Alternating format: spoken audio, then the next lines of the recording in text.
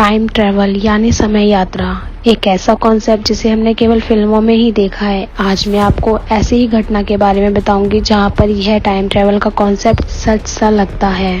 वैसे तो दुनिया में रहस्यमय खबरों की कोई कमी नहीं है, पूरी दुनिया रहस्यों से भरी पड़ी है, पर कुछ रहस्य ऐसे भी हैं कि जिनको समझ पाना असंभव सा लगता है। मैं आपको आज ऐसी ही आश्चर्यजनक कहानी के बारे में बताने जा रही हूँ जिसे जानकर आप हैरान हो जाएंगे।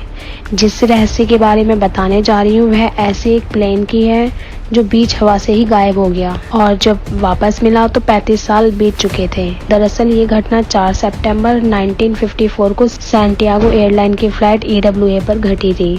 दरअसल ये घटना इतनी डरावनी और रहस्यमय थी कि घटना को दुनिया के सामने आने से पूरी तरह रोका गया, लेकिन इसके बावजूद ये खबर आग की तरह पूरी दुनिया में फैल गई। 4 सितंबर 1954 को सैंटियागो की एयरलाइन फ्लाइट EWA 513 ने जर्मनी के एक एयरपोर्ट से 92 लोगों के साथ ब्राजील के पोर्टो एलेग्रे के लिए उड़ान भरी। शुरू में सब कुछ सही जा रहा था, लेकिन कुछ ही घंटों बाद फ्लाइट का कांटेक्ट कंट्रोल रूम से टूट गया। कंट्रोल रूम से कोई भी व्यक्ति पायलट से ना तो संपर्क में था और ना ही कोई भी पायलट से संपर्क करने में सफल हो पा रहा था। कंट्रोल स्टेशन में फ्लाइट के संपर्क करने की कोशिश की, लेकिन कोई भी सफलता नहीं मिली। कई प्रयासों और रिसर्च ऑपरेशन ने यही सोच के उम्मीद छोड़ दी कि नीला आसमान प्लेन को निगल गया। यात्रियों के परिजन और बाकी लोगों ने भी मान लिया कि इन्होंने इन यात्रियों और प्लेन 513 को हमेशा के लिए खो दिया है और वो अब कभी भी वापस नहीं आएंगे। इस घटना का सैंटियागो एयरलाइन पर इतना बुरा असर पड़ा कि सैंटियागो एयरलाइन को हमेशा के लिए बंद कर दिया गया। लेकिन फ्लाइट और यात्रियों की खोज फिर भी शामिल रही, लेकिन किसी को भी इससे जुड़ी खबर नहीं मिली। लगभग 35 साल ऐसे ही बीत गए और अब लोग इस घटना को भूल भी गए थे। लेकिन 12 अक्टूबर 1979 की सुबह एक ऐसी घटना घटी जिसने सभी को चौंका दिया। उस दिन की सुबह पोर्टो एलेग्रे की रनाड में एक अननोन प्लेन दिखाई दिया जो तेजी से पोर्टो एलेग्रे की रनवे की तरफ बढ़ता जा रहा था। जब एयरपोर्ट के ट्रैफिक कंट्रोल रूम तक ये खबर पहुंची तो सभी ने अपना ध्यान इस प्लेन की तरफ केंद्रित किया, लेकिन जैसे ही प्लेन नज़दीक आया तो सब एकदम हैरान और परेशान हो गए, क्योंकि उन्होंने प्लेन पर सैंटियागो एयरलाइन लिखा हुआ पड़ा था। क्योंकि सैंटियागो एयरलाइन को बंद हुए 35 साल हो गए थे, तो यह फ्लाइट बिना चेतावनी के कैसे आ सकती थी और अब तक कहाँ थी।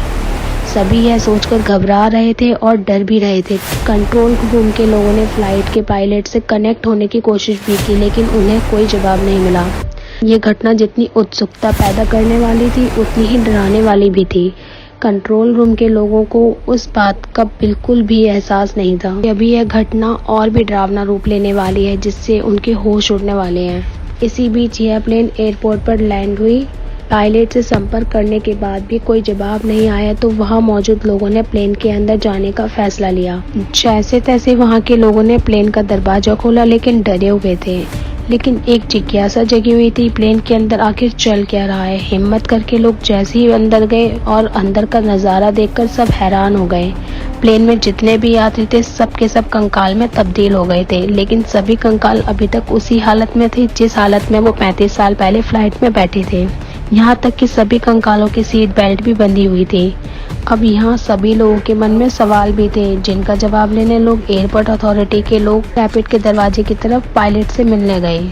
लेकिन जैसे ही उन्होंने दरवाजा खोला तो वह हक्के बक्के रह गए। प्लेन का पायलट भी कंकाल बन चुका था, लेकिन पायलट का हाथ अभी तक प्लेन के नेविगेशन पर टिके थे। यह बड़ी ही चौंकाने वाली बात थी। ब्राजील सरकार ने इस प्लेन की खबर और इसकी रिसर्च की जानकारी गुप्तनीय रखी। उन्होंने पूरी कोशिश की कि किसी भी तरह की कोई भी इंफॉर्मेशन बाहर ना आए, और यह हुआ भी था।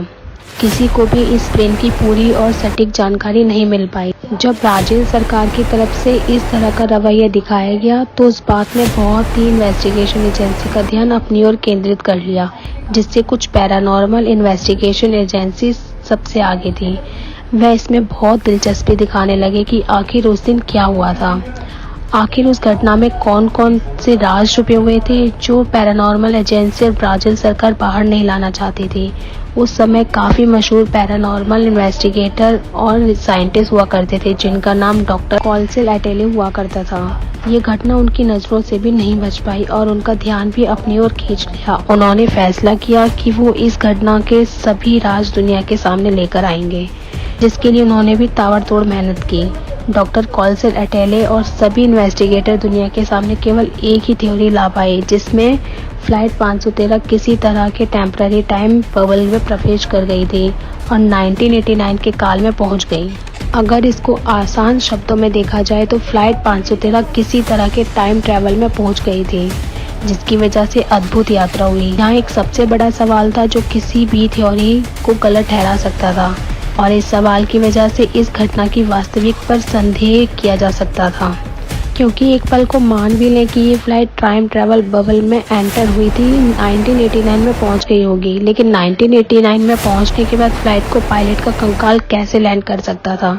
हालांकि इस घटना को लोग केवल एक कहानी बताते हैं, बिल्कुल उसी तरह जिस तरह एरिया 51 में एलियंस के होने का दावा किया जाता है, लेकिन कोई भी नहीं जानता कि इस घटना के पीछे क्या कारण छिपा हुआ है। तो आपको इस घटना के बारे में क्या लगता है, अपनी राय नीचे कमेंट बॉक्स में जरूर बताएं। वीडियो पसंद आई हो तो लाइक करें, वीडियो को सब्सक्राइब करें। धन्यवाद। मिलते हैं अगली वीडियो में कुछ अनटोल्ड स्टोरी के साथ।